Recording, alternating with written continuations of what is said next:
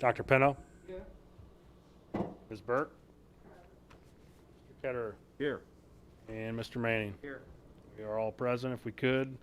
The first order is to adhere, we can amend and modify for the governor's executive order. We're all in person though, correct? So we don't have So it's to. not necessary, okay. We'll move on to the Pledge of Allegiance. If we could stand for the pledge. We got those. I pledge allegiance To the flag of the United States of America and to the republic for which it stands, one nation, under God, indivisible, with liberty and justice for all.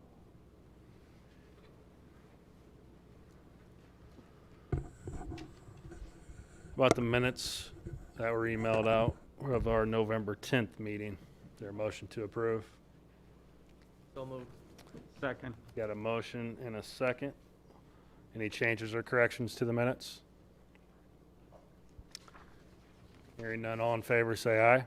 Aye. Aye. Any opposed? The motion carries. Approval of expenditures. Tom?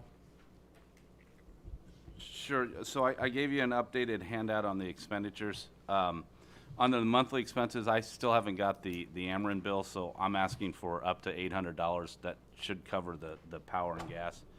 The Ludies, we haven't got that invoice yet either, but that's set by contract at $316. Digital copies, I haven't received that, but that's a flat amount too. I did get the water bill, and then the Verizon MiFi's bill was added too. Under miscellaneous, the ballot tracks, the I3 Logix is the ballot tracking that we had. We had over like 10,300 and some people sign up for that. They sent out 32,000 messages. So there's the amount is based on the number of messages sent out. We had a couple FedEx charges, stuff we had to send to the State Board of Elections. We ordered some more finger cots for the spring elections. We're really in good shape on all our PPE, but except for we wanted some more of the finger cots. Seals for the next election from NTAB, and then Getz Industrial Cleaning. We had they cleaned the Universal Unitarian Church, and then they sent us a bill. We've got one facility that's still outstanding, but we had told them coming into the election that we would either clean it or they could have the facilities cleaned. So this is cleaning for a polling place on election day. So that's what that is. The P card, there's an Amazon, there's an encrypted USB, which we've got for security for moving data around to the election software and the system. There's a Facebook ad. This wasn't. This was right before the election. It was for early voting and PPE ads. It wasn't on last month's bill because I got this a little bit later. And then the chef and the baker. These are for food boxes on election day. Traditionally, we've brought in some pizzas, and then we've had like a smorgasbord. That was obviously not a good idea for this election. So we ended up getting, these were literally boxed lunches from the food and baker. We wanted to work with somebody local too. So that's what that was for. It was for the staff. It was for the troubleshooters. It was for anybody who was in the office on election day. We had a bunch of those food boxes brought in. Under election, this is the final total for early voting for judges and the election day judges. That election day also includes some of the check-in judges were lumped in under that election day, and those checks are being cut. We're supposed to have them this week, so we should be getting everybody paid. We may have a couple stragglers that aren't paid because we're waiting on some data from the voter themselves, but everything else should be paid for election judges for the past election, and then we've got payroll. Anybody have any questions? I had a question at the last meeting about a big bill from Verizon that you were going to resolve. Was that? Yeah, it's still being resolved. I have talked to, not the local guy, but two people up, and we're still resolving it. They understand. I think they're having to go back in and recode the accounts. That's what ended up happening. Is it wasn't that they didn't switch them over. They just didn't code any of the accounts. So the bill you're looking at now is for the phones. It's not for the MiFis. I'm still waiting for them to get settled out on the MiFis and get those recoded. So I'm still working on that process. I had an email this morning with them and had a couple really long conversations last week with them again. So we're still working on resolved, and I'm not gonna pay anything until we get it resolved the way it was supposed to be back to, so. Any other questions for Tom? About a motion to pay the bills. Got a motion and a second. Any questions on the motion? All in favor, say aye. Aye. Any opposed? Motion carries. Tom, CARES Act and postage Yeah, grants? so I wanted to do a little bit of report. I gave you 3 handouts. The first one is the CARES Act. It says at the top, this has all been submitted. Everything's done on this except for I've got 4 copies of checks to be submitted. Well, I got one of them today. I've got 3 more outstanding checks that I'm supposed to get, but they're being cut. So once I get those, I'll make a copy of them and get those submitted. We ended up submitting under the CARES Act $224,658.07. That used all but $21,996.79. We just didn't have the expenditures within the time period to use all of it, but we did use the majority of the money that was applied for the CARES Act. So that's all been done. The second one is the postage grant. This was real limited. It basically was a reimbursement for postage for vote by mail apps and ballots. The grant was for $87,575. I'm not sure where they got that number at. I think it was the upper end of what could possibly go out.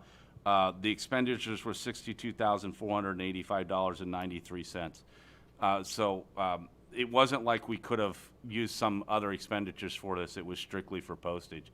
To give you a little bit of an idea, though, I think we'll have the CARES grant money relatively quickly because that's federal grant money. This postage grant, I was told to wait.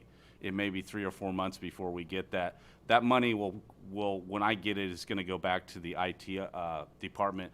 All the postage has come out of there to begin with, so it's going to go back in and reimburse them for the expenditures up to this point. So, and then the last one, so those were just informational.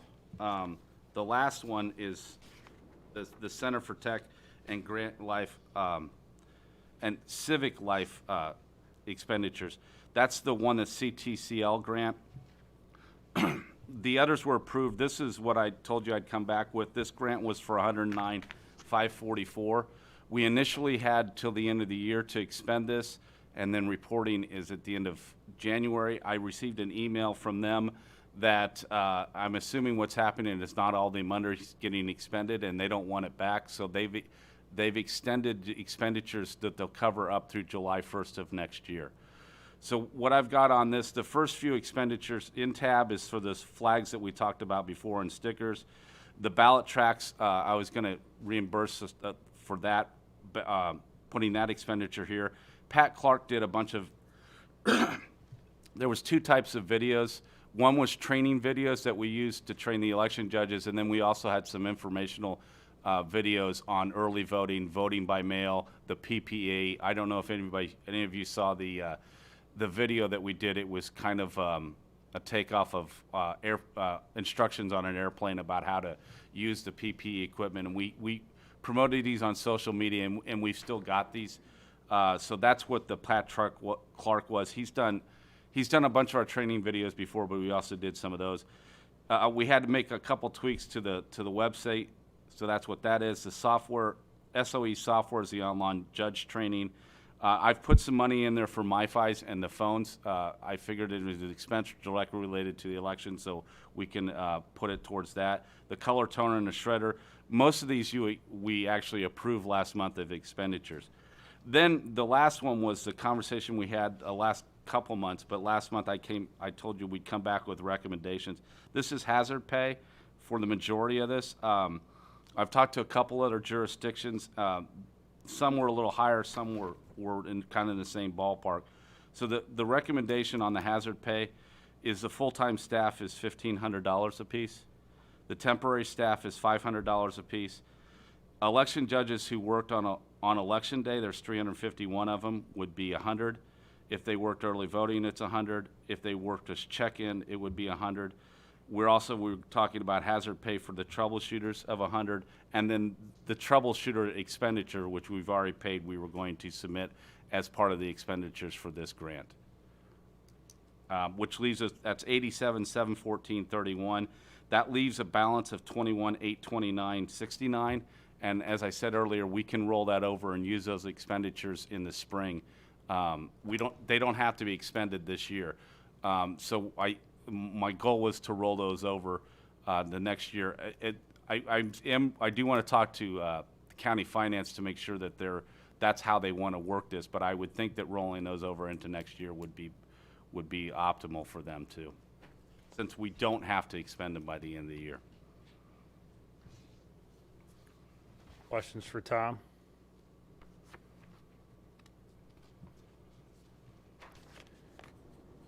Tom, I appreciate you checking with other jurisdictions and kind of aligning those dollar amounts for staff and judges. I know we talked in the past couple meetings that based on the position we were in,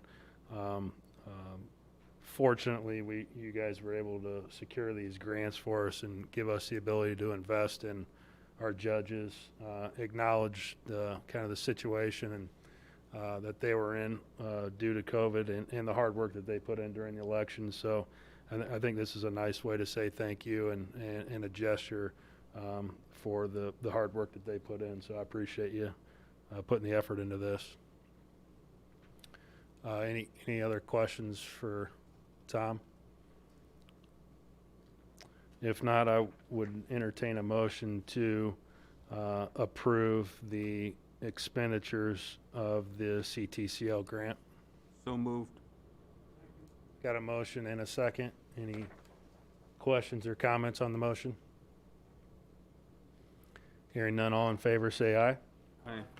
Any opposed? Motion carries. Move on to the report of the executive director. I told you last month I'd have a better breakdown on the November 3rd. I wanted to give you a high level on where we ended up. We ended up with a 72.56% turnout. That's the highest turnout, I believe, since '92. I didn't go back and look. It's the highest that we had going back in the into the mid thousands. But the state, I know, was a record since '92, and my guess is that we were too. We had 29,862 people vote by mail. That's just a tad over 35%. More people voted by mail than any other option. We had 26,299 early voters. That's almost 31%. That was a record, not only percentage-wise, but it was also a record of total number of people voting early. And then we had 29,008 people vote on Election Day, which was just a tad over 34%. So it was a lot slower on Election Day because we had the vast majority of people, basically 66% of the people voted before Election Day. That's why we didn't really see lines on Election Day, but it was a fundamental change, I think, in Illinois on just the number, especially the vote by mail. The early voting had seen some high numbers before, not quite this high, but we'd seen some high numbers in early voting. But the vote by mail was definitely a record, and I don't know that in the spring we'll see those kind of numbers, at least maybe not on a percentage basis, but we're definitely moving towards a lot more vote by mail in this state. I think once people have done it, I talked to a gentleman today that said he's never going to vote any other way. He loves voting by mail. And I think a lot of people that did take advantage of the vote by mail will probably continue to take advantage of that vote by mail. And we may see some changes, maybe next spring, in how the state handles the vote by mail too. So I wanted to give you a high level. We talked quite a bit about the election, and we were relatively happy with the way it went in the office, but I did want to give you some final numbers on where we ended up as an election. Questions on the November election? There was a question at the last meeting by a gentleman who said he had a rough time with the polling stations, and you said that was being investigated. What was Yeah, we've got a report. I didn't have a chance to get it out to the board, but we talked to several people involved with that, and we've got a written up report that I'll send on to the board. Anything else from November? about February. I gave out the 2021 consolidated primary election. Not all of these are on the election, but we are obviously having an election on February 23rd for mayor, 1st district, 2nd district, 3rd district, 4th district, and city treasurer, and we'll have a primary for the Peoria Township supervisor on the Democratic side. And my understanding is we're still having a primary for road commissioner for Democrat in Limestone Township. So what I wanted to give you was a breakdown of, this was the filing list, but I put the order that they are in. We had a lottery for ballot placement, and then just to give you some idea of the numbers that we're looking at for the election. Early voting and vote by mail starts January 14th, so we've got a little bit of time to put together the ballot going forward. We do have filing for the consolidated general election starting the 14th through the 21st. That's mostly school boards. I know there was a lot of township caucuses and municipal caucuses in the last week, so we're starting to get information from them. I have got the caucus results from, I've got the filing results from Limestone. I haven't got any caucus results yet either. But so we're going to have 2 elections. We'll have the February primary to narrow these down. And the way the primary works in Peoria is the top 2 vote getters from the primary will move on to the general election and the nonpartisan. Obviously, the township supervisor is a little bit different. There's only been on the Democratic side, so that's the top person goes on to the general election for that. So far, it's relatively smooth. We're starting to get some requests for vote by mail. We are still having an issue with the online, the request on the website. I've talked to IT on several occasions. There seemed to be, that got moved and was hosted in the Microsoft Cloud, and we're seeming to have some problems getting that up and running. We've taken only a few calls, and I'm not as concerned about it, but we should hopefully get that running in the next week so people can start to request online the vote by mail ballot. And we're going to continue to use ballot tracks going forward. We've already talked to them about the February and the April election. They were actually impressed with our numbers for the first election to have basically a third of the people that voted by mail also signed up for ballot tracks. They asked us actually how we got that kind of number. We actually did a mailing. Every ballot that went out had a ballot tracks information in it, and I think that drove a lot of it too. But we got a lot of positive feedback on that program for the amount of money it cost. People really liked it, and so I definitely want to continue with it. It's not a lot of, once we got it set up, it's not much work at all for us. We shove up a couple reports to the cloud at the end of the night, and it goes pretty smooth. We are going to tweak a couple of the messages people get just because of feedback from the voters to make sure it makes a little more sense to them, but we're very happy with that too. That's all I've got on that. Questions about February's election? About the office closure or operation? So, I don't know if all of you know, but we're the courthouse and the offices that report directly to the county administrator are closed at the moment. Our office is not. We really can't close. I mean, we have filing, we have some other things that we have to do in our office, but we have reduced the staff. At the moment, we have 2 full-time staff and 1 part-time staff that are working from remotely. And it works pretty good. They're able to do most of their work remotely. I have a feeling they'll probably come in at probably the beginning of next week and do some more scanning and a little bit of stuff they have to do on the back office, but they've been able to work remotely very well so far. We have had, they wouldn't be at work anyway. One was exposed to somebody with COVID, and another person actually was not only exposed but tested positive. She's not showing any symptoms, but she did test positive. So they're actually in quarantine, but we've moved back to kind of where we were in May, where we're definitely a reduced staff. We've gone to requiring masks in the office and those kind of things. So right now there's only Elizabeth and I in the office, and then Aaron, and Aaron is spending 95% of his time in the warehouse. First of all, he's busy. He's trying to get the equipment ready for the February primary and the April election, but also it allows us to do some isolation. So we're doing what we can to reduce the interaction with staff in the office. Questions for Tom?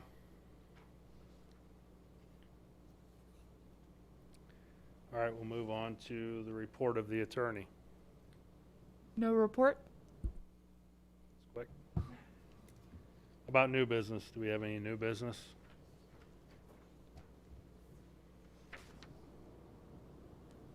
How about public comment? We do have a meeting next month. Oh, yeah, We I'm wanna sorry. Make sure we set that. Yeah, new business. We can establish our date and time for our next meeting, which would typically be the 12th of January, 2 o'clock. Is that still a good date for everybody? Yes. Okay.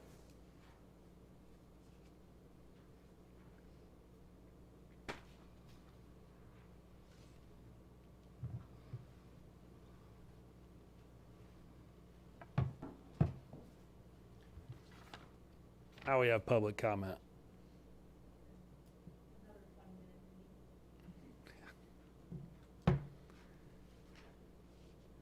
Any other public comment? If not, motion to adjourn. Second. All in favor? Opposed? We are adjourned. We will reconvene at 3:15.